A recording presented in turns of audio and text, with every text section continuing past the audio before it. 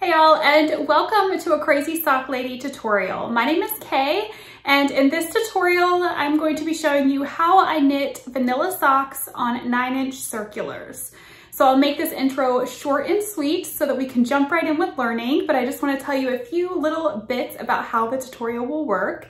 So the tutorial does accompany a written pattern that is available on Ravelry and Etsy, and I will have links for that down below. It is Vanilla Socks on 9-inch Circulars by Crazy Sock Lady Designs. In this tutorial, I'll be going over start to finish how you do a sock on 9-inch circulars. I will have two options for how to do the heel on the 9-inch circulars and then using 2 DPNs. You will also need a 32-inch cable, or you could use DPNs for doing the toe decreases. I will be knitting the size medium in the tutorial. There is small, medium, and large available in the pattern. I will have across the bottom of the screen if you need to be doing a different amount of stitches for the small size than what I'm doing for the medium. All of that will be across the bottom of your screen. There is timestamps listed right down below this video as well as throughout the written pattern. If you are coming to this video and you just want to skip ahead to see how to do a heel on 9-inch circulars or a heel on 2 DPNs while you're doing a 9-inch circular sock, those timestamps are there so that you can just skip ahead to the part that you need. I think that's it for the intro, so let's go ahead and jump right in with how to knit vanilla socks on 9-inch circulars. To begin this tutorial, you will need your skein of fingering weight sock yarn. You will need 2 stitch markers that are different from each other. We want to make sure we can tell our beginning of round from our middle of round. And then you will also need a 9-inch circular. This is a size US 1, 2.25 millimeter. So to begin, we're going to do a long tail cast on. So you want to make sure you leave a long enough tail of yarn. I'm going to insert a video clip here of how I measure out my yarn. So after just years of knitting so many socks, I have figured out that if I hold the end of the yarn between my pointer and my thumb, and then I pull the yarn back all the way up to the top of my shoulder. That is what was at the top of my shoulder. And then I hold it between my pointer and my thumb and bring it back to the crease of my elbow. That is enough for me to knit either a small, medium, or large size sock from this pattern. So it may be a little different for everybody, of course, but you just figure out what works for you, and then it's something you can do every time, and you don't always have that guesswork or you don't have enough yarn at the end. So it's just kind of a neat little trick. So the first thing that we're going to do is create a slip knot, and we're going to be doing the long tail cast on. Now, if you are not familiar with the long tail cast on, I will put a link that you can follow that will give instructions on how to do the long tail cast on. I'm going to be knitting the size medium for this sock pattern. So I'm going to cast on 64 stitches.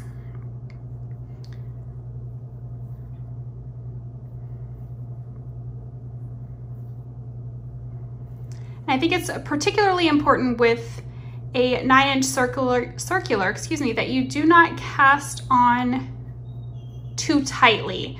You want to make sure that your stitches are not too tight around your needles so that when you're trying to pull them around to connect in the round, it's not too tight. That first round that you knitting into that cast on round can always be a bit of a struggle anyways with any project. It's always the hardest round, I think.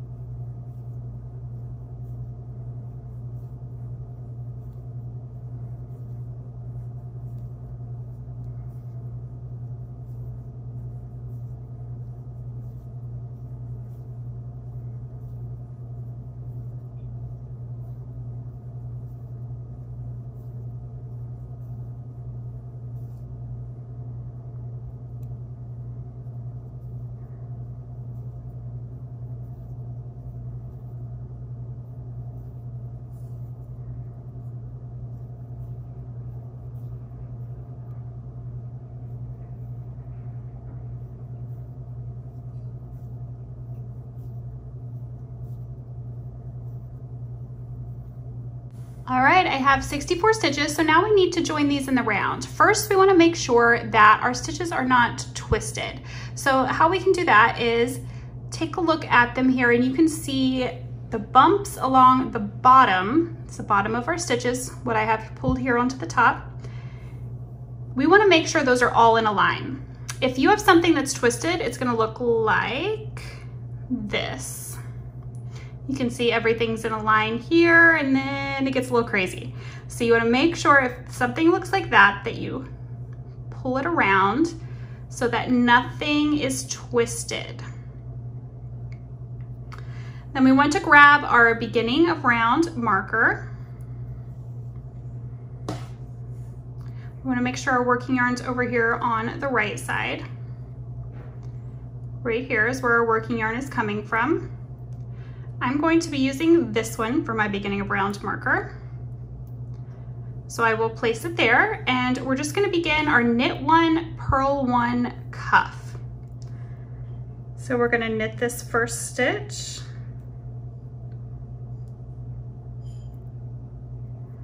And with this first round, like I said, the cast on round is always the trickiest to work into, so you may find that you have to kind of adjust your stitches as you're going to pull more of them around so you have more kind of give over here to work into your stitches. I promise you, once we get to that second round, things are going to loosen up a bit.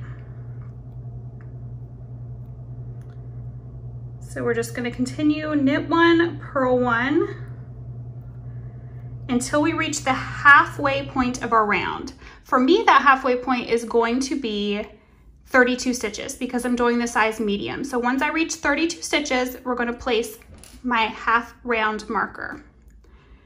And with holding these, I've definitely found that you cannot hold them like you would regular needles.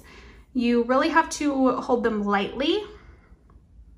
I'm more of a gripper when I hold my regular needles, and you definitely cannot do that with these. So you want to hold them lightly. If I don't make sure I'm holding them lightly, if I'm really gripping them and grabbing them, I get a lot of pain in the front of my thumbs. So that's just something to keep in mind. I always try to remind myself they're tiny little needles. Just think of them as delicate, and they need to be held delicately. So let's see, that last stitch was a purl stitch. Just going to continue around, adjusting as needed, because it just is on this first round. I think a lot of people may even try a cast on with 9-inch circulars and then just give up after this first round because it can be a bit of a challenge. For me anyway, some people may just fly right through it and not have any issues, but this has always been a bit of a challenge for me, and nothing major. It's nothing that's completely turned me off from using 9-inch circulars. It's just I do have to adjust. Things don't flow as smooth on that first round.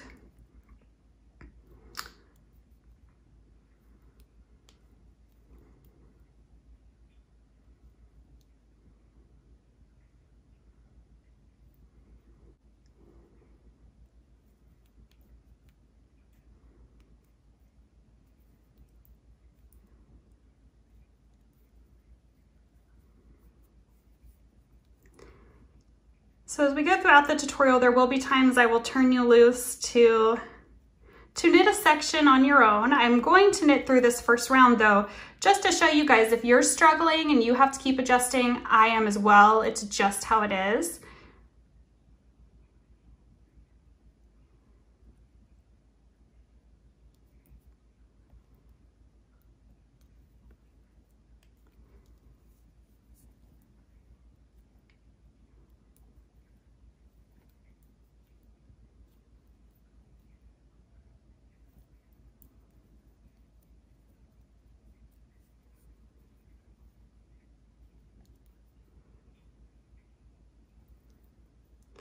Okay, that's 32 stitches, that's my halfway point. So I'm gonna place my marker that marks our half round. Now, with placing this, this is the most helpful on the leg of a sock if you are knitting a patterned sock.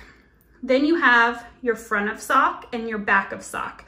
So if it's a pattern that's only on the front of the sock, you know that it's only gonna be on these stitches between your beginning of round marker and your half round marker. Now, since this is a plain vanilla sock, this half round marker really is not going to be super helpful on the leg, the cuff, but when we get to the heel, I find it's helpful to have a marker in both of these places. So I just like to go ahead and place it in the beginning and not have to worry about later on when I'm ready to start the heel, placing that marker.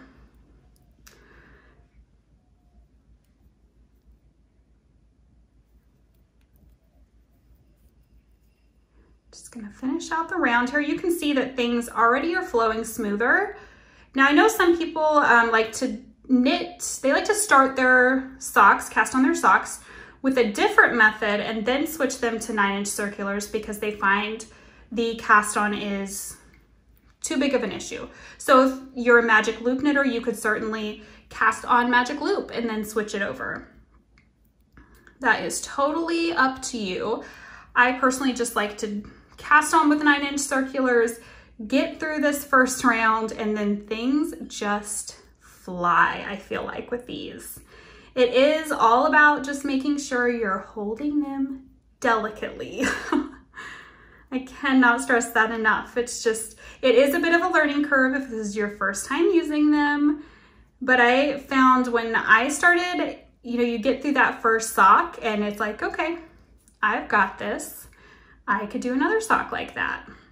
But again, they aren't for everybody. So if you find they're not for you, there is absolutely nothing wrong with that.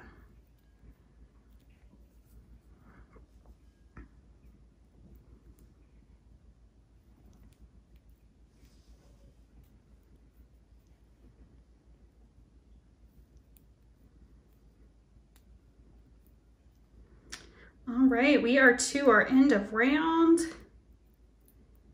So let's take a look here. You can already see that things just fit better after the first round. So I'll go ahead and knit just a bit into the second round to show you. Again, continuing the knit one, purl one, cuff.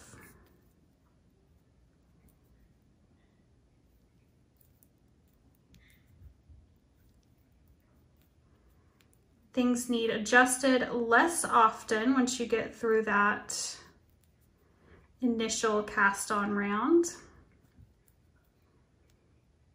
But again, just remembering to hold delicately. So I'm going to turn you guys loose at this point to continue on knitting your cuff. The pattern calls for a 20 round cuff, knit one, purl one. You can, of course, if you prefer a shorter cuff, do shorter, longer, go for it and do a longer one. It is whatever you prefer. So I will meet you guys back here when our cuff is completed, and then we will chat about the leg of the sock. I have completed the 20 rounds on the cuff, and I went ahead and knit 15 rounds on the leg so that you guys could get a look at what that's going to look like. And I wanted to show you a trick that I use for counting my rows with these light bulb stitch markers. So I like to place one of these light bulb stitch markers every 10 rounds throughout my sock. So you can come down into one of the purl bumps. The first one you're going to see there is from the purl stitch down here. So you just want to count from this stitch right here, that'll be your first stitch, up to 10.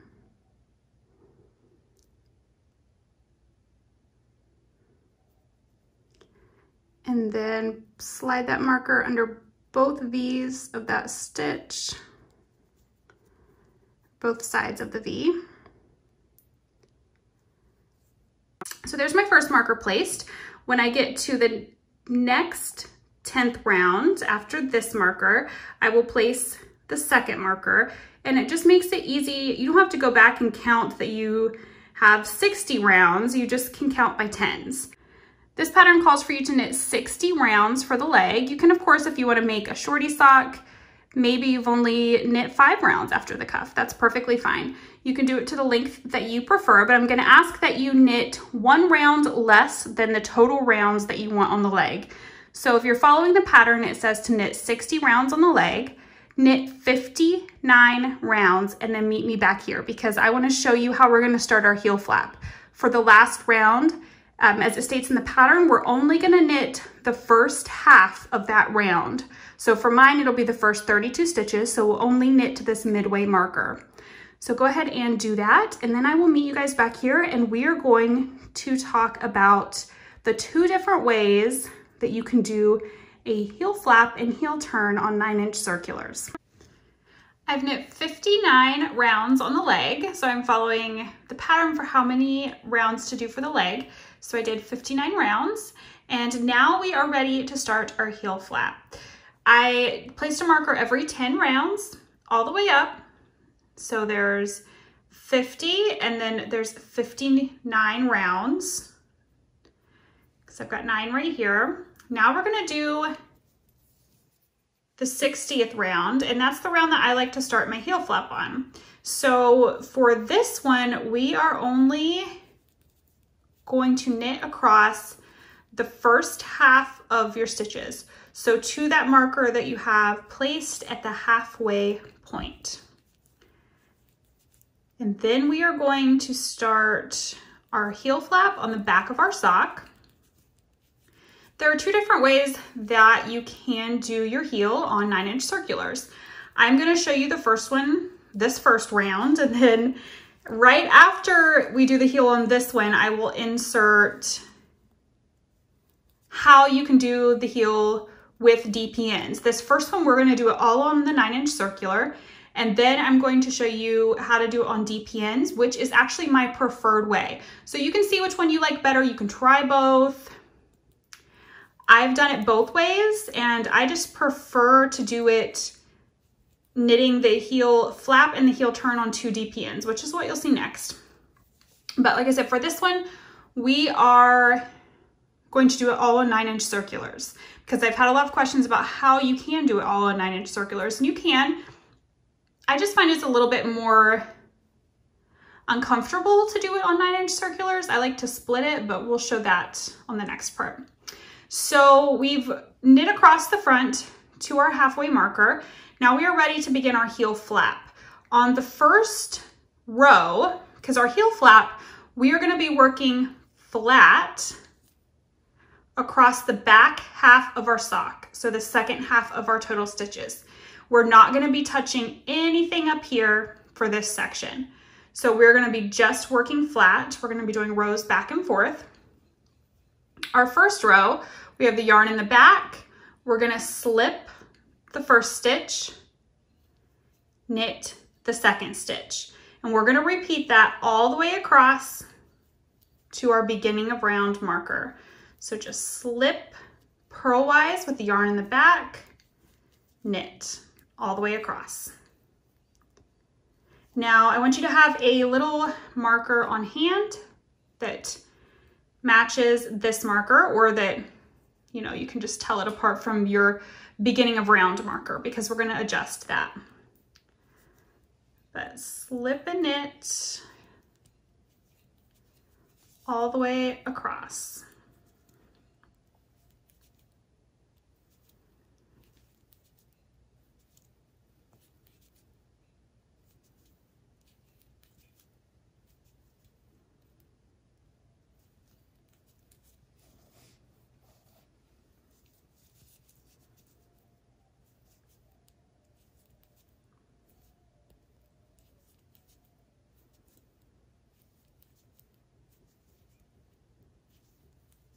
All right, we have slipped and knit because we were doing a slip stitch heel flap. So we've slipped and knit all the way across for our first row, and we are to our beginning of round marker. I actually want you guys to take that out and grab your marker that is the same or similar to this. Just anything else that you can tell separate from your beginning of round marker. Because when we get down to we do our heel flap, our heel turn, when we go into our gusset, our beginning of round is going to shift to the center of this, and that'll all make sense when we get there. But just for now, I want these 2 markers to be the same. They're just marking the center points, or the halfway points of the sock. And I actually need to place that over there on my left needle. Now what we're gonna do, since we're not working in the round, we're not continuing on, I want you guys to turn your work. Got my tail yarn caught up here. But turn your work so that we can work back across the stitches we just did.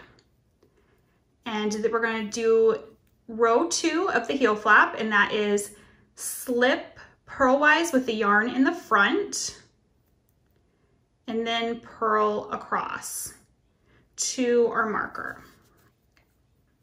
For me, doing it on 9-inch circulars, this row, for some reason, purling across is not as comfortable for me on these tiny little needles. It can be done. I've done it many times before all on one needle, but it just is not as comfortable for me on these tiny needles. Everyone's different. This may be your preferred way. Once you try it, you may have no issues with it. So we're just purling all the way across to our marker. And those are our 2 rows that we're going to repeat for the heel flap.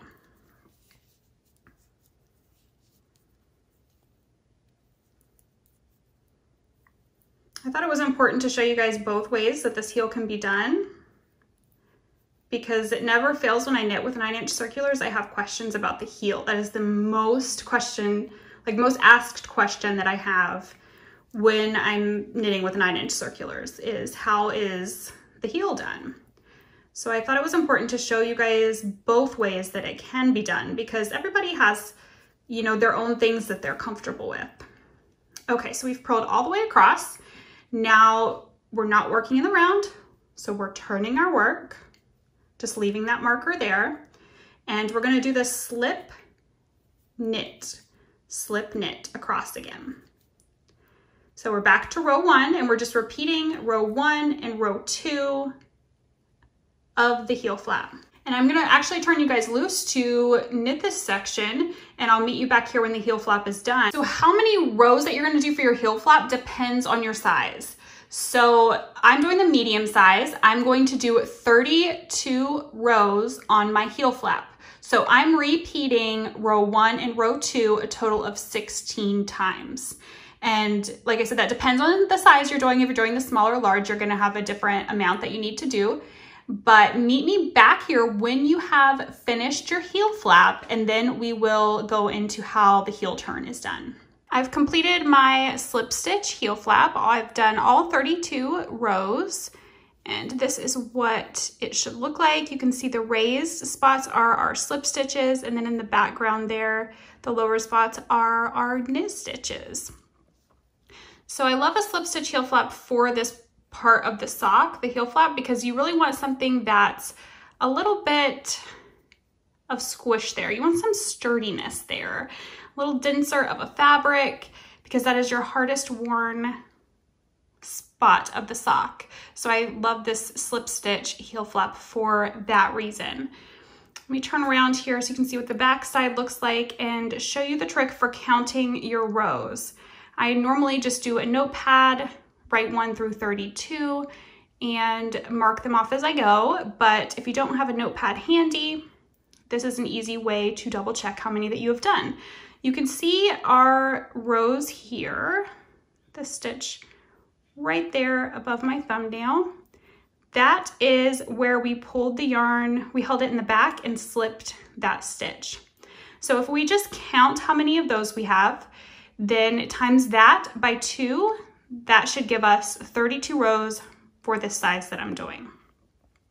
So 1, 2, 3, 4, 5, 6, 7, 8, 9, 10, 11, 12, 13, 14, 15, 16.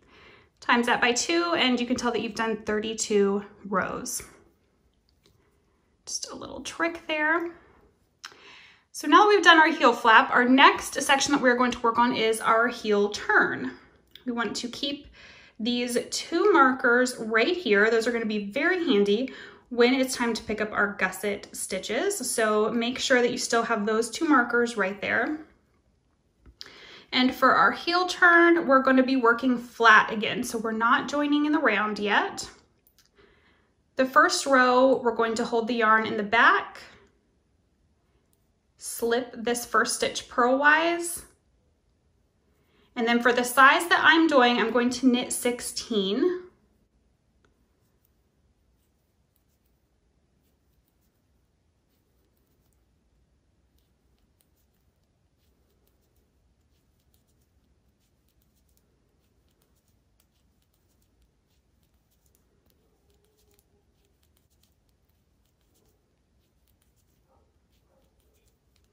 And then we are going to slip, slip, knit. So slip the first stitch knitwise, slip the second stitch knitwise, put your left needle through those 2 stitches, and then knit them through the back loop.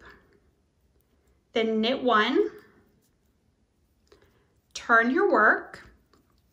Now we want the yarn in the front, and we're gonna slip this first stitch purlwise, and knit 3. That's for all sizes. We're gonna, purl 3. We're going to purl 3 for all sizes.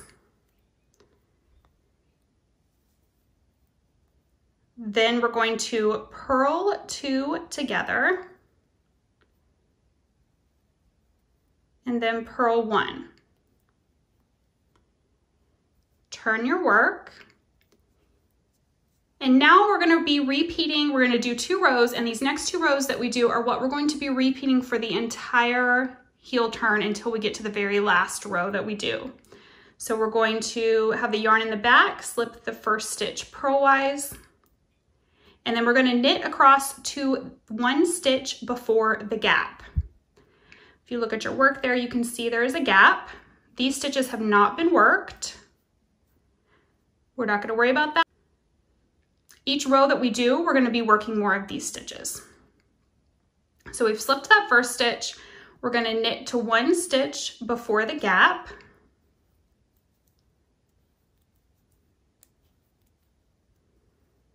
One stitch in our gap. Now we need to close that gap up. And how we're gonna do that is slip, slip, knit. The gap is closed up.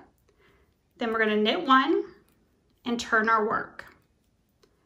The second row is going to be with the yarn in the front. We're gonna slip that first stitch purlwise.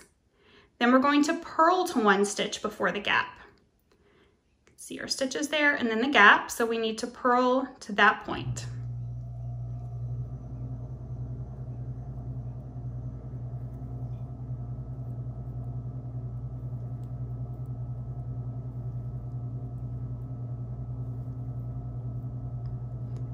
There's our stitch, there's the gap.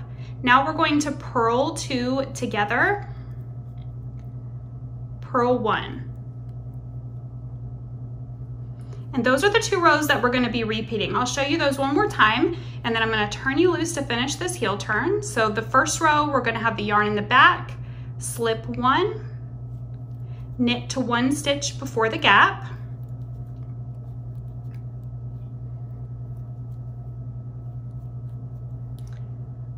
one stitch in our gap, and we're going to slip,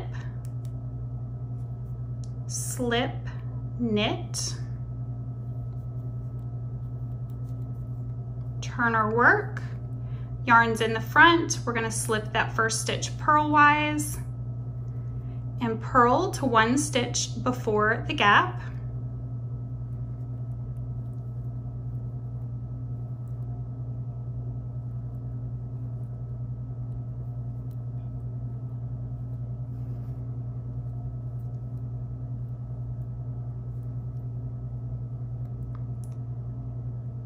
There's our stitch and our gap. So now we're going to purl 2 together, purl 1. So those are the 2 rows that you're going to be repeating.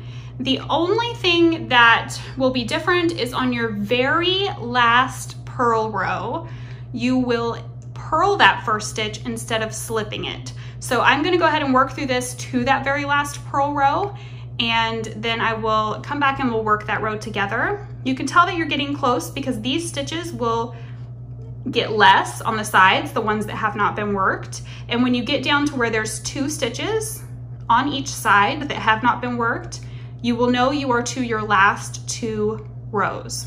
So I will meet you back here for that, and then we will pick up our gusset stitches. I've just completed the very last knit row, right side row for the heel turn. So I'm going to turn my work, and for this last wrong side row or purl row, like I said, the only difference is we are purling that first stitch instead of slipping it. And then you're just going to work it as normal. I found that when I first started knitting socks and I would just slip that first stitch, the way I had all the other rows, I would get a gap there on my heel turn. When I would have the gusset stitches picked up, I would just always have a gap right there. So I've really found that purling that stitch just really helps to close that up on that spot. So we're just going to work across here, and then we are going to pick up our gusset stitches. Purl these 2 together. And purl 1. All right, so we are done with our heel turn. Take that off real quick, just so I can show you and it won't flop around. We now have our heel flap and our heel turn. You can see our sock starting to take shape there. We're working down this area right here, and we need a little extra room in this area. So that is why we pick up the gusset stitches. It's going to give us more stitches than we started out with, but that's going to allow extra room for us, and then we're going to decrease those back off. Now, if you found this area, the heel flap and the heel turn, a bit tricky on the 9-inch circulars, I will insert here how I do them on DPNs. I always do the heel flap and the heel turn on 2 DPNs, and then I join everything back in the round when I pick up the gusset stitches. So I'll insert that clip here on how to do that. And if you liked this and you don't want to learn how to do it on DPNs, there'll be timestamps down below for where you can pick back up with how to do the gusset stitches on the 9-inch circulars. If you found the heel flap and heel turn a little bit too fiddly on a 9-inch circular going back and forth, I'm going to show you the other way that you can do it. This is my preferred way of doing it when I'm working with a 9-inch circular. I just don't really like the feel of going back and forth and doing the purl rows on the 9-inch. So I choose to do it with 2 DPNs. So I've worked across the front of round 60 here, and now I'm ready to start the heel flap. So I'm going to go ahead and take this marker out and just set it to the side. And doing it this way, you just have to remember to place those markers back in, and I'll show you how I do that as well. But you want to pull this forward just a bit, and then we're going to start our heel flap. And we've got 1 DPN, and we're going to be working the stitches off of the 9-inch circular here onto this DPN for just the back half of these stitches. So for the first row of our heel flap, we are slipping 1 and then knitting 1. And we are just repeating this all the way across till we reach our next marker.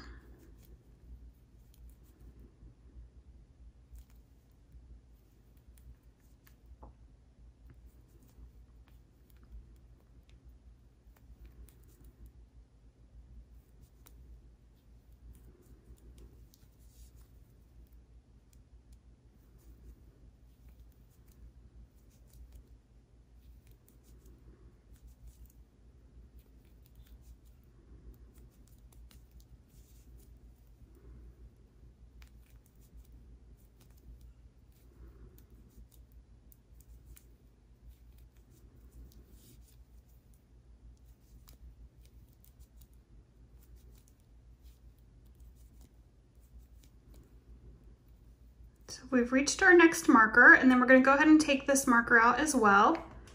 And again, we're just going to remember to place those back when we're done working our heel flap and heel turn. So here's what you will have. I try to keep everything, this is just the front of our sock. So half of our total stitches, I try to keep it on the cable part and the needles dangling. Now, if you're worried that if you shove this in your bag, it might fall off or something, you can always put some little needle stoppers on these needles. I usually just leave it. I haven't ran into any issues with them coming off, but that's why I take the markers off, because if you don't have stoppers on there, those markers will fly right off on you. So we've done our first row, our right side row for our heel flap. Now we're going to turn our work, pick up our second DPN, and we're gonna work our second row of the heel flap, which is slip one, purl across. And this is how we are going to do our DPNs, just going back and forth. We are not touching the front part of the sock. We are only working across the back half of our stitches. So for the size that I'm doing, I'm just working across 32 stitches. And we're only gonna be repeating these 2 rows, just the first row, which is slip one purlwise with the yarn in the back, and then knit one, repeat across. And then the second row is slip one purlwise with the yarn in the front, purl across.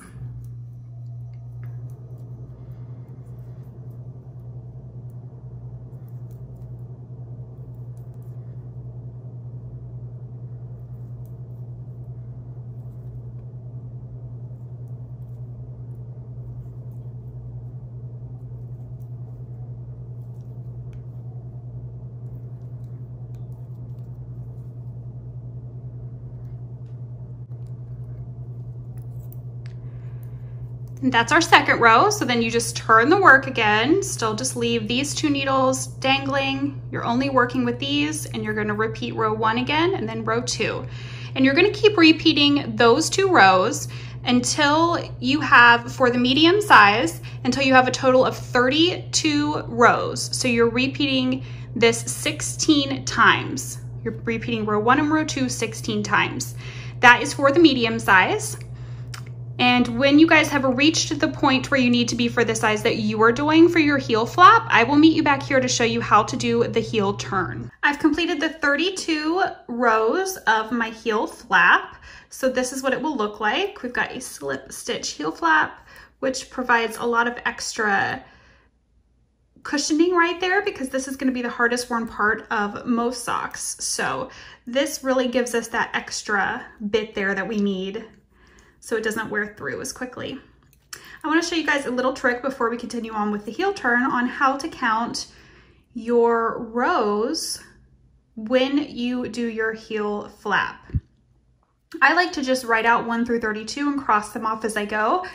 But if I'm ever like, oh, did I forget to mark something, or you don't like to cross off the rows as you go, or you don't have anything with you, you can count the back here. Makes it super easy. You can see these longer bits right here. That is where we slipped the yarn in the back.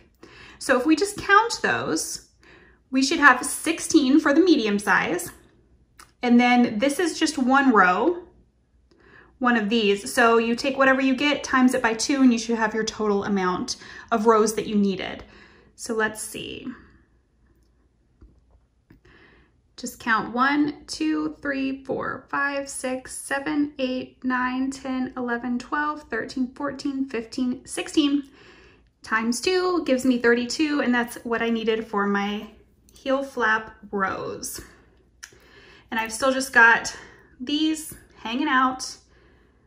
Front stitches are just on the cable there. Now we're going to do the heel turn. So we're still working rows. We're not working in the round. We're going to hold the yarn in the back, slip the first stitch, and then for the size that I'm doing, I'm going to knit 16.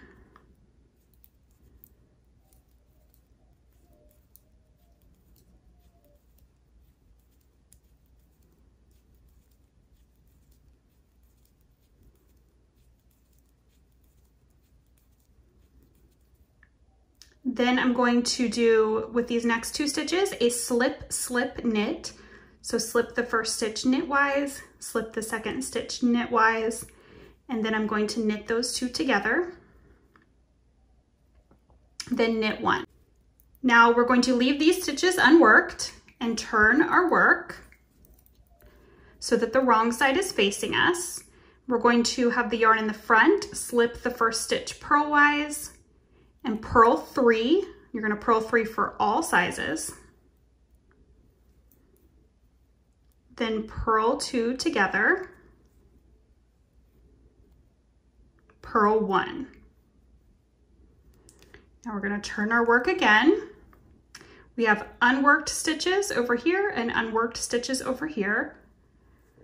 We're going to slip the first stitch purlwise with the yarn in the back, and we're going to knit across to 1 stitch before the gap. So you can see you have all of these stitches here, and then we have a little gap before we get into the unworked stitches. So we're going to go to 1 stitch before the gap.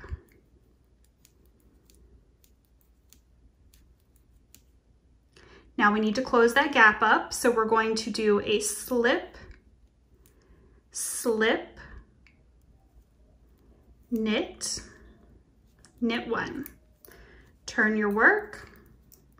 Yarn's in the front. We're going to slip the first stitch purlwise, and now we're going to purl to 1 stitch before the gap. See our gap there? So work across to 1 stitch before the gap.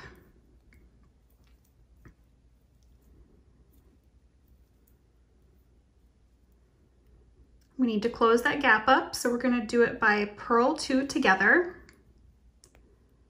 purl 1. Turn our work, and we're just going to be repeating those 2 rows. I'm going to show you them one more time, but we're going to be repeating those 2 rows until all of these stitches are worked. So the first row is slip 1 purlwise with the yarn in the back, knit to 1 stitch before the gap,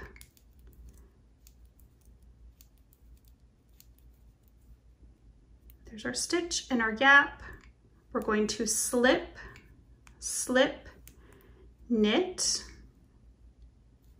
knit 1. Turn our work. Then we're going to we're going to have the yarn in the front. We're going to slip this first stitch purlwise and then purl across to 1 stitch before our gap.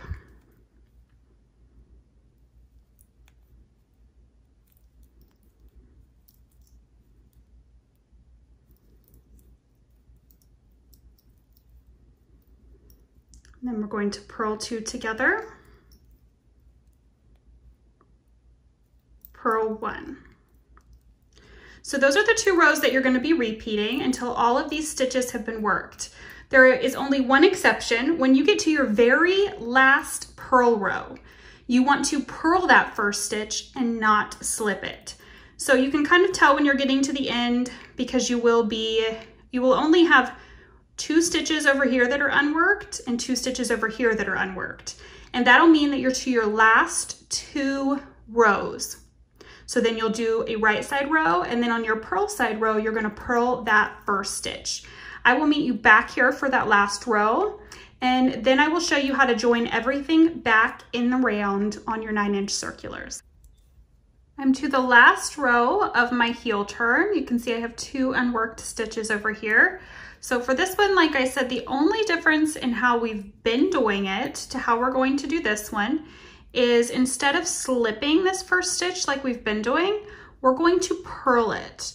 And then we're just going to purl across the whole row. And the reason that I like to do that is I found when I first started knitting socks, if I was slipping that stitch on the last purl row of my heel turn, I was getting a gap in that corner. So by purling that, I've just found that it really closes it up a little bit better when you join everything up and pick up all of your gusset stitches.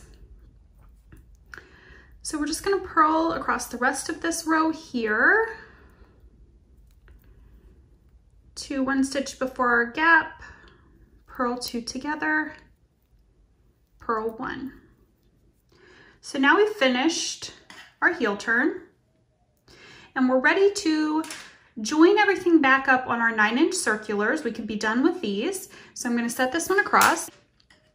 So I've got 3 markers here, my beginning of round marker and then 2 markers that are the same. Our beginning of round is going to shift to the center of our heel turn at this point. So you want to have 2 markers to mark the half points so that you can keep the front of your sock separate from the back of your sock. It'll make where you do your decreases, it'll make it easier to know where that is when you go around. And I'll show you that more when we do all of our gusset stuff. But so we need our beginning of round marker to place in the center here. So at this point, you can go ahead and you could place your marker back over there so that it's already there. We're going to secure it here by working back in the round so nothing will fall out. And we're going to knit across half of our heel turn stitches. So for the size that I'm doing, I'm going to knit across 9 stitches.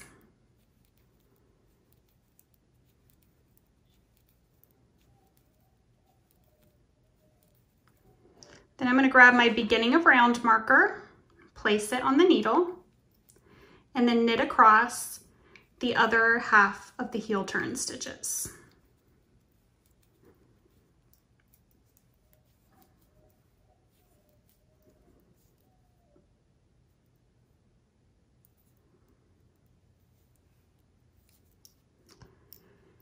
Then you can take out your other DPN and you are done with those. So now I'm going to put you back into the tutorial where you'll be ready to pick up your gusset stitches and continue on into that section. I hope that either one of these ways will work for you. I hope that you'll find which feels the most comfortable for you. Like I said, the 2 DPNs is just the most comfortable for me and it makes my hands hurt less. Really, it seems like purling on 9-inch circulars really hurts my thumbs for some reason. So doing it on the 2 DPNs just makes that section a little bit easier. So I hope that you find the one that is the most comfortable for you. Give them both a try, see which one feels better. So we've placed our 2 markers here earlier to mark the halfway points in the round, and we're going to leave those right there. And now we're going to pick up our gusset stitches, and I want you to have that beginning of round marker that you're going to use set aside right here to place. The first thing we need to do is work across half the stitches of our heel turn. So for the size that I'm doing, I'm going to work across 9 stitches, just knit across.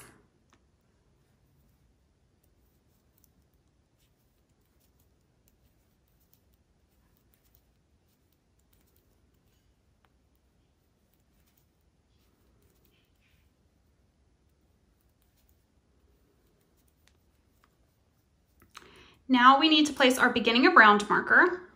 Our beginning of round is going to shift to the center of our heel turn.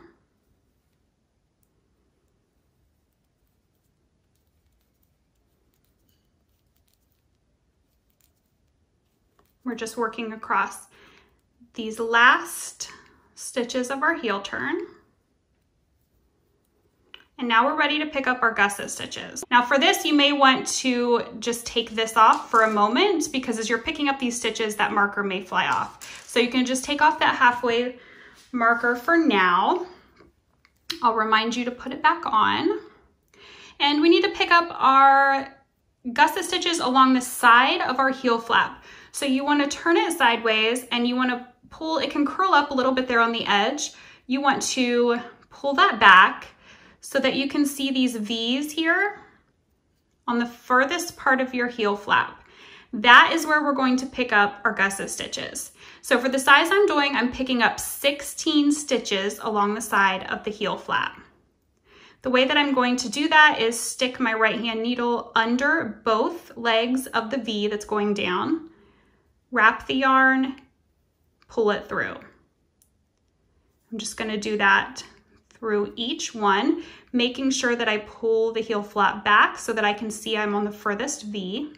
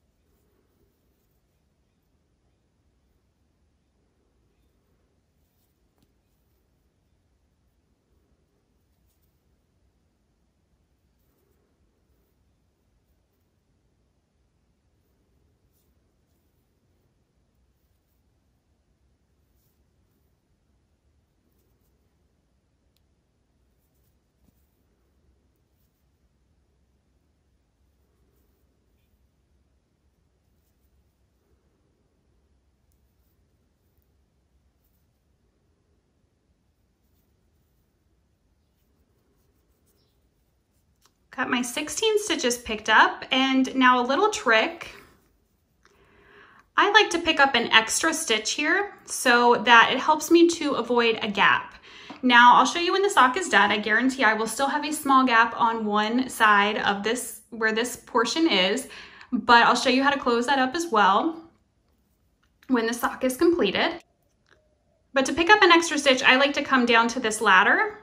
You can see right here, the ladder between the stitch that's on the front needle and then this stitch back here. And I like to place that on my left needle and then knit that through the back loop.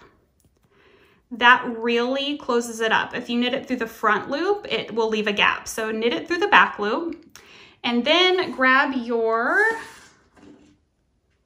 marker for the halfway point. Don't forget to place this back in. It is very helpful. I'll talk about the placement of the markers once we get all of our stitches picked up.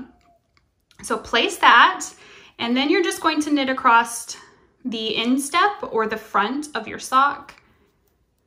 You'll have half of your original stitch count still on the front part of this sock because it has not been touched. We do not add any stitches to the front of the sock. All of our gusset stitches are being added to the back of the sock.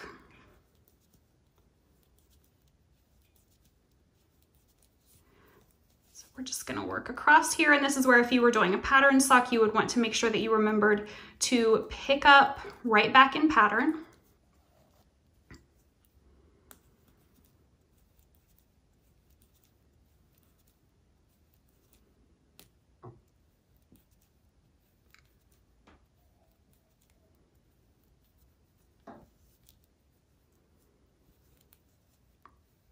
All right, that's the front of our sock worked. Now we have our marker for this halfway point over on the left side. I'm just gonna slide it over to the right hand needle.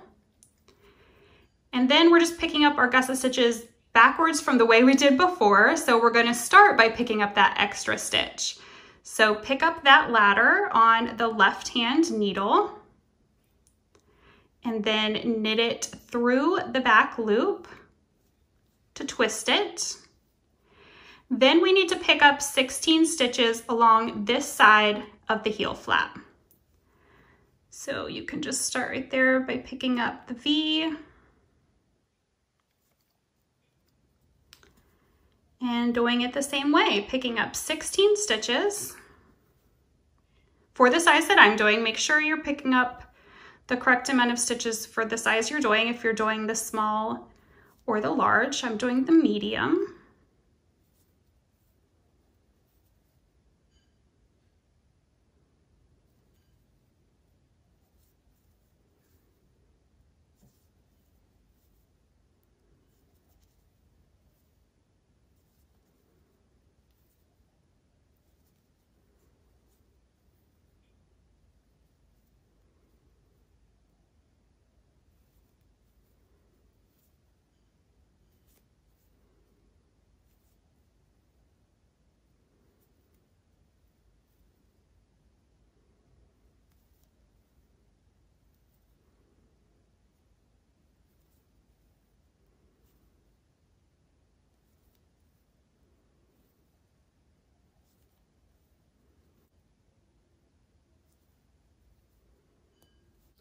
So I have all 16 stitches picked up. So now I'm going to knit across here back to the beginning of round marker.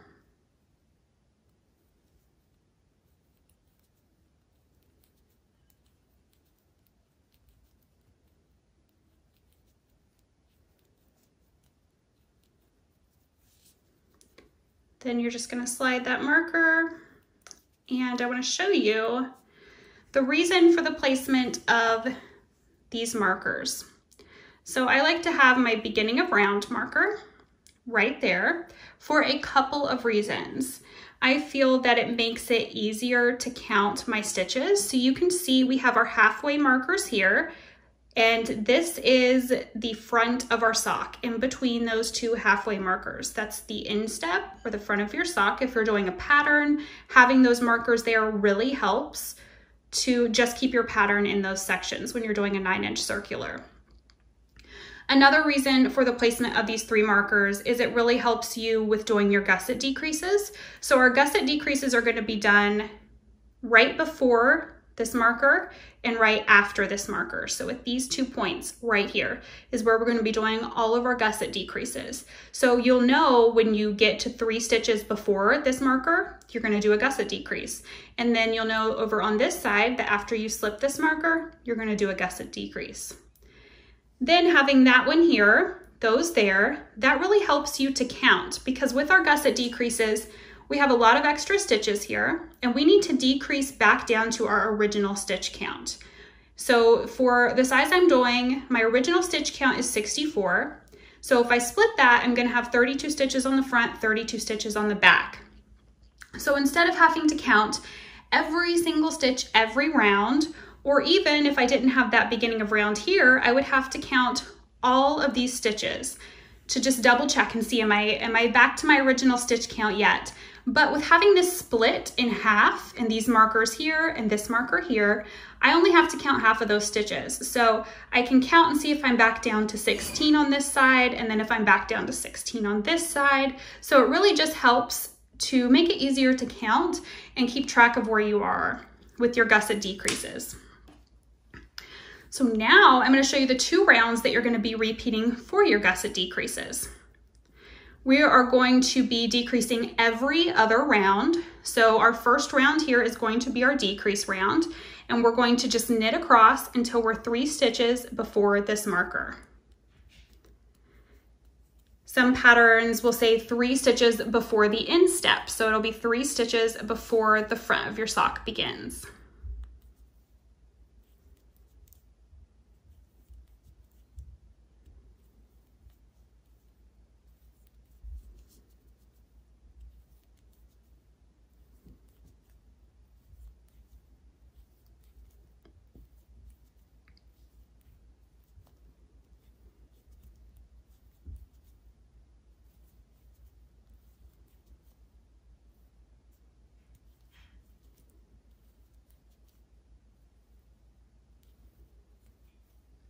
So we're 3 stitches before this marker. So we're going to knit 2 together for these next 2 stitches.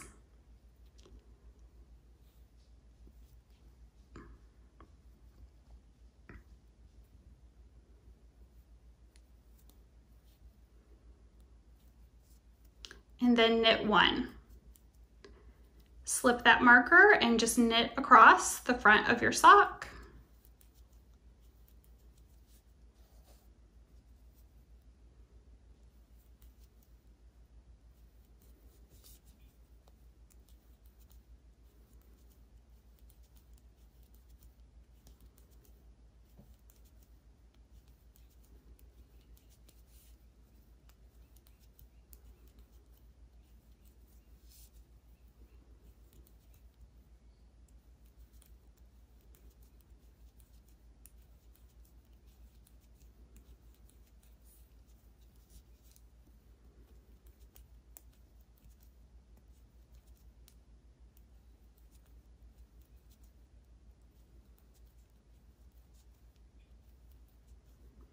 Then we're to our other marker, so we're going to slip that marker and then do our gusset decrease on this side. So we're going to knit 1, slip, slip, knit.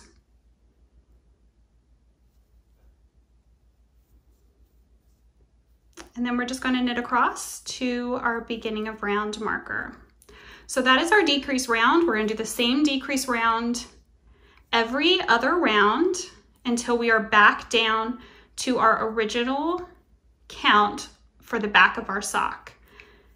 So for me, that'll be until I'm back down to 32 stitches on the back of the sock. So we're gonna keep repeating the decrease round and then a plain knit round. So the next round after this will be a knit round, and then back to the decrease round and then do a knit round. So just keep repeating those 2 rounds until you are back down to your original count on the back of the sock. And then I will meet you guys back here to show you the foot of the sock. Oh, let me show you something else really quickly that I like to do. So I showed you I like to place a marker every 10 rounds to help count my rounds, I like to place another marker. So I like to have a separate marker to mark my last round of the leg, the round that I began the heel flap. So I've just grabbed an orange one here so I can differentiate. I like to be able to tell it apart. So I will come up here. I know that that goes up to 50 rounds, and then I started my heel flap on the 60th round.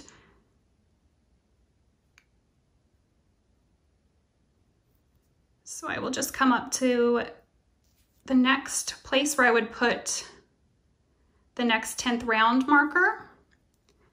And that's my 60th round for the leg and the round I started the heel flap. So I just like to place, whether it's a different color of these or a cute little dangly progress keeper, I like to place something different there so I know that that's where I started my heel flap. That helps me to know when I go to do the next sock that I can just count by tens here and know that I did 60 rounds for the leg. And then everything after this is the foot. So 60 rounds for the leg, that last round's the heel flap, and then everything else will count as rounds for the foot. So go ahead and continue your gusset decreases until you're back to your original count, and then join me back here and we'll talk about measuring for foot size and all of that. I am back down to my original stitch count for the back of my sock. So for me, I have 16 stitches in between this marker and the beginning of round marker, and then 16 stitches over on this side. You can now, I knit a couple back there so the marker passed there so the marker wouldn't fall out. But you can now take that off if you would like and move your beginning of round back over to this side marker. And then I'm going to show you how you will measure your sock for the size that you need. So if you are knitting a sock for yourself, you can of course measure your foot, see your total foot length, and go by that. If I'm not doing it for myself or someone I've done before that I know their size, so what I just did here is you can take your marker out that was marking the half point of the round and put your beginning of round marker back there. So don't forget to place that so you know where your beginning of round is. But I'll take it out just for this portion so it doesn't fall off. Okay, so as I was saying, you can, if you're knitting it for someone else that you can't measure their foot, maybe you want it to be a surprise, you can Google shoe sizes in inches. So you would just need to know their shoe size and Google that. It's gonna pull up charts that'll show you for each shoe size how many inches per shoe size. So I've done that many times and it does work. Now to measure your sock, you're just gonna need a tape measure, and this is how I measure for the foot of my sock. I like to lay it flat, place this back here at the back of the heel flap, and then measure right up to where my stitches meet my needle. So for this, I've done about 3 1/4 inches.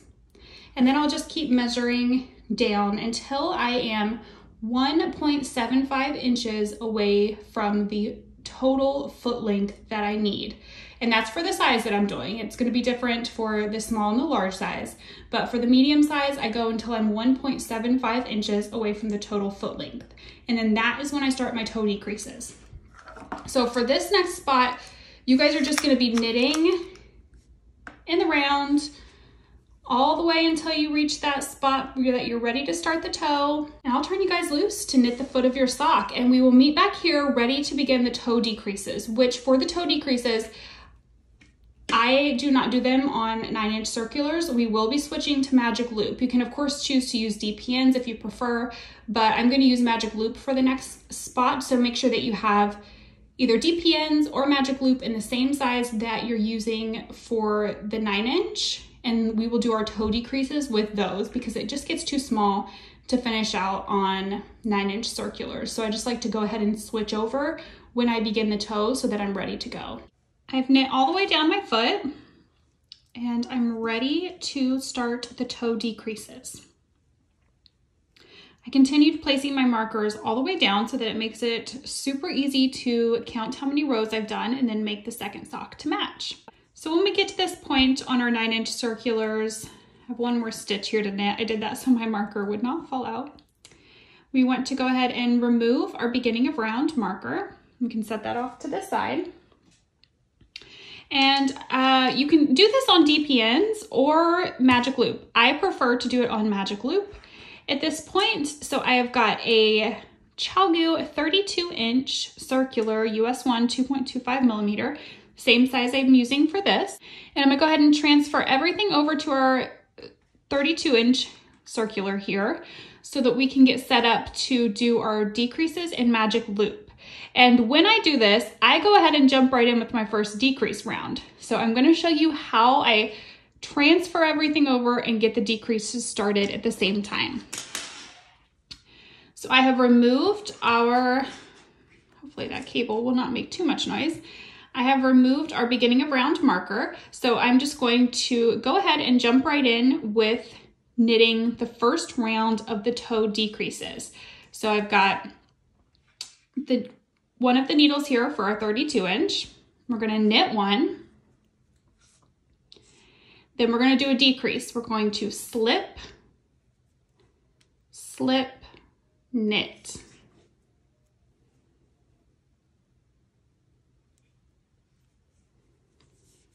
Then we're going to knit to 3 stitches before our center of round marker.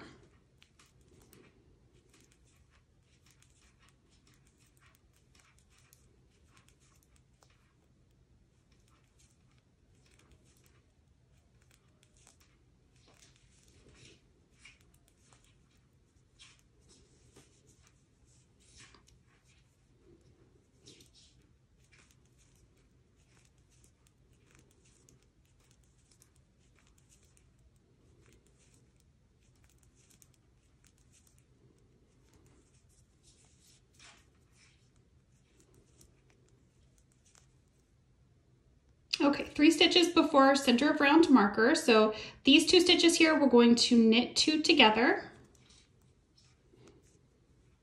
knit 1. Then we're going to remove our center of round marker. And now this is where it may get a little tricky if you've never transferred anything over to magic loop like this. I tucked this into the sock so that it wouldn't bang on the table. We have everything on this needle, so we're going to pull this up so that we've got our other needle in there, or you could even just leave it on the cable and let the needle hang. But you want to adjust that so that everything is onto that needle or that side of the circular.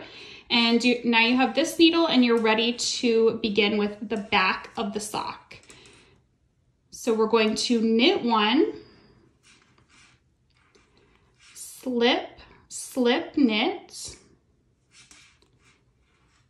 And now we're going to knit across to the last 3 stitches.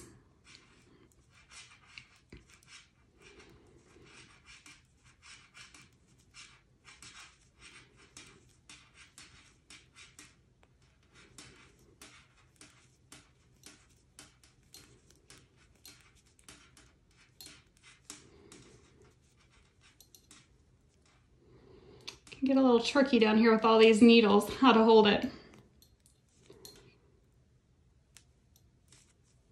Go ahead and pull that needle out and let it hang. There we go. That's better.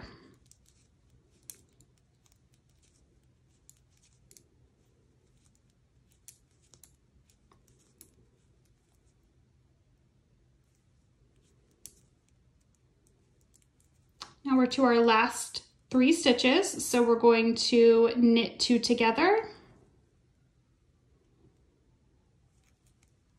and then knit 1. Now we are done with our 9-inch circular.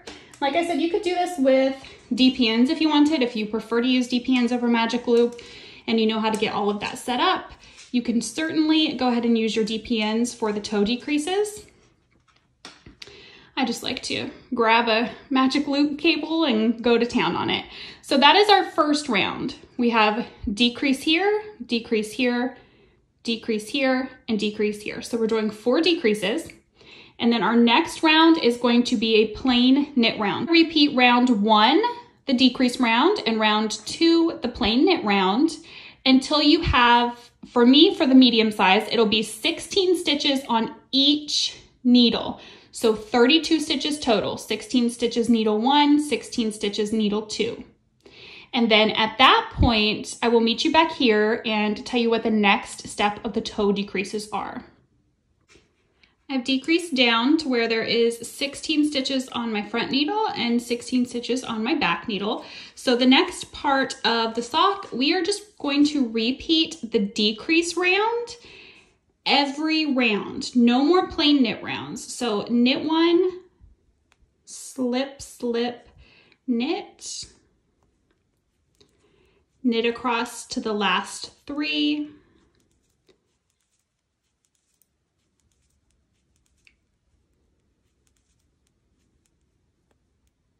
knit 2 together, knit 1,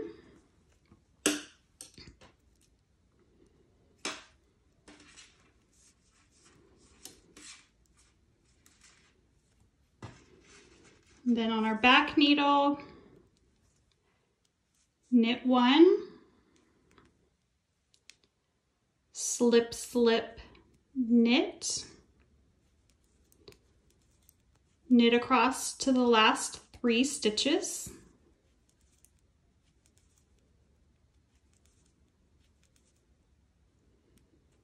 knit 2 together, knit 1. So you're just going to repeat, it's the same decrease round you've been doing, but you're just going to repeat it every round now instead of every other round, until you have 8 stitches on the front needle and 8 stitches on the back needle. So 16 stitches total, and that is for all sizes. This is what you get down to, 8 and 8, so 16 total. And then we will go ahead and get our toe Kitchenered. At that point, we will be done with the knitting. I've finished my decreases. I now have 8 stitches on the front needle and 8 stitches on the back needle, and I'm ready to Kitchener my toe. So I've just got a pair of scissors and a tapestry needle here. And the first thing we're going to want to do is cut our yarn. I like to leave a decent amount. I would always rather have too much than not enough when it comes to something like that. And then we're just going to thread our tapestry needle.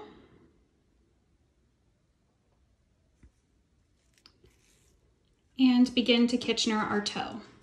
So this is how I do my Kitchener stitch. If you've done a Kitchener stitch before, you will see that I leave off some of the extra steps that there are to start it and all of that, but this way that I do it prevents any dog ears from developing on the sides. So I just jump right in. There are 4 steps to the Kitchener stitch. The first one, you're going to, let me zoom in here. Perfect. So the first one, you're going to take your tapestry needle, and we're working on the front needle into the first stitch. You're going to go in knitwise, pull your yarn through, and then you're going to take that stitch off. Then you're going to go into this second stitch here, purlwise, pull your yarn through, leave it on. Then we're moving to the back needle. We're going to go into this first stitch, purlwise, and take it off, pull your yarn through. Then we're working into this next stitch, knitwise, pull your yarn through and leave that stitch on. And after you do that 4th step, the knitwise on the back needle, you can give it just a little tug, not like a crazy yank, but just to close up any gaps that can develop there. So now we're going to go back to the front needle and repeat those steps. So we're going in knitwise, pull the yarn through, take the stitch off, purlwise, yarn through, leave the stitch on. To the back needle, purlwise, take that stitch off and pull your yarn through. I like to kind of do that all in one step there for that one for some reason. And then knitwise on the back needle, leave it on and give it a little extra tug there to close up any gaps. So you can see our toe is starting to close up here. We're just going to repeat these 4 steps across. So knitwise, yarn through, take it off, purlwise, leave it on. Purlwise, take it off. Knitwise, leave it on. Knitwise, take it off. Purlwise, leave it on. Purlwise, take it off. Knitwise, leave it on.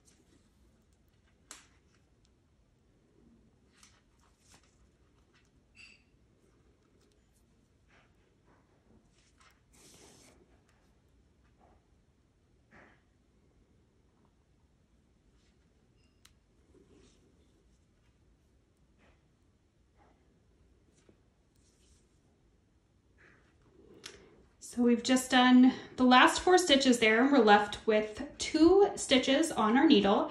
And you're just going to, you've worked these 2 stitches, and you're just going to take your needles out and set those aside because we are done with those knitting needles. So now we just need to close up this section right here where our last 2 stitches are.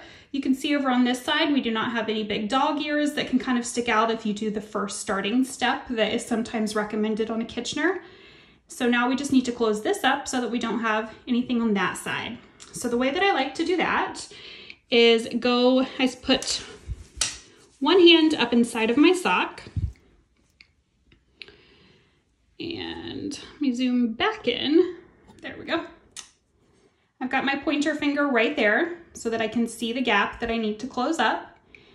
And I just follow where my yarn is coming from. So I can see that my yarn comes right down through there. If you were to give it a little tug, you will see that's where your yarn is coming from. You can also pull this forward and see where is that naturally going to fall if I pull it forward. So either follow the yarn down and through or just pull it forward and see where it's going to fall. I can see it's going to fall right into that stitch right there. So that's where I stick my needle and pull it down and through. And look at that. Closes it right up. No dog ears, nothing crazy, everything's closed up, and now my end is right on the inside of my sock and ready to be woven in. So I will show you how I do that. So you'll see everything on this tutorial, start to finish, how to finish off all your ends and everything. So I've got my end on the inside of my sock. The way that I weave in my ends is just go with my tapestry needle. I like to use a smaller one that's a little bit pointier on the end for my socks. And I go into the backs of these stitches. See, I'm splitting the stitch. I'm not sticking it all the way through to the front. Just making sure to split the stitch and go into a strand on the back so that you can't see it on the front. And I just weave it up and down a few times through 3 to 4 stitches each time. And I do that 3 to 4 times.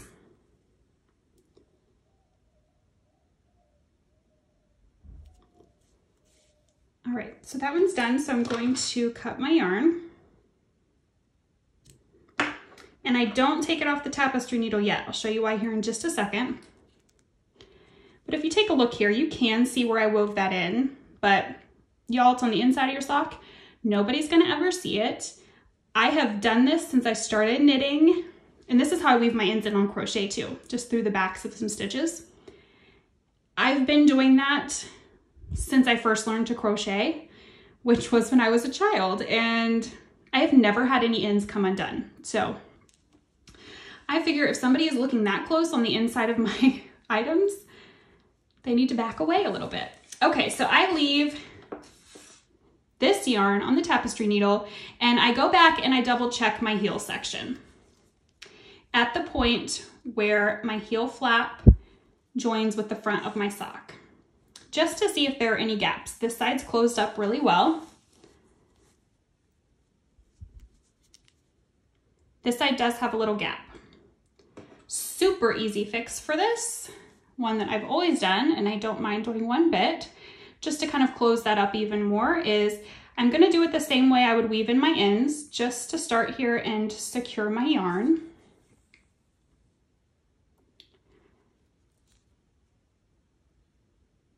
So I'll go through, weave back and forth, 3 to 4 stitches, 3 to 4 times. Making sure to split the stitch and stay on the back of the stitch. Then I just come over here and pick up some strands on the backs of some of these stitches.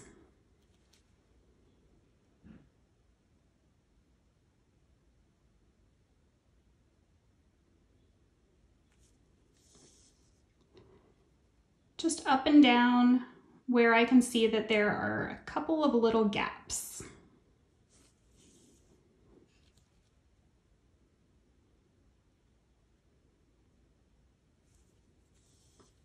Then just secure my yarn the same way I did at the beginning, just weaving in my ends here. And I always just take this little extra step just to close up any gaps. Again, it's on the inside of your work. Nobody is gonna see it unless they're flipping your sock inside out. Cut that, and here in just a moment, I'll show you the outside of the sock. And you can see how that closed that up. So I take the yarn off the tapestry needle at that point. We only have one more end to weave in, and this is the end where we started from. So I just go up to the starting point of my cuff. My yarn is over here. I can see there's just a little bit of a gap there. So I just come over to this side, the top of the cuff, put the needle through, look at that, closes it right up. Then I'll bring the yarn to the back again so that it's on the inside and ready to weave in. And then for my ribbing, I just go in, I can see the purl bumps here, and just weave it in like I have all the others. Just remembering to stay on the back of the stitches. If you're mindful about that, you will not see this on the front of your work at all.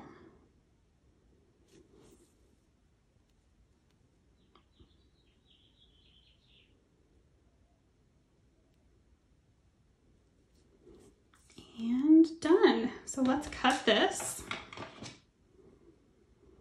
I'm going to flip my sock right side out.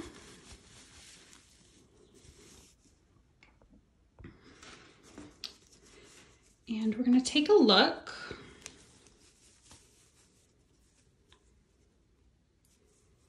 No gaps.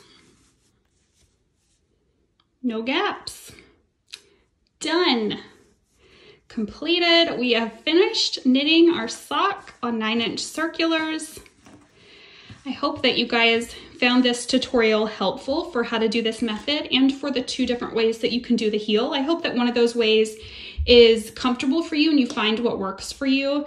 Like I said, for me, the 2 DPNs when I get to the heel is just the most comfortable thing for me. It's really just about finding what works for you. That's just what you have to do.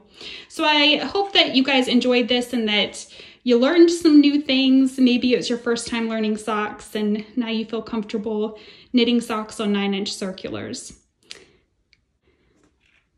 So thank you guys so much for watching. Bye.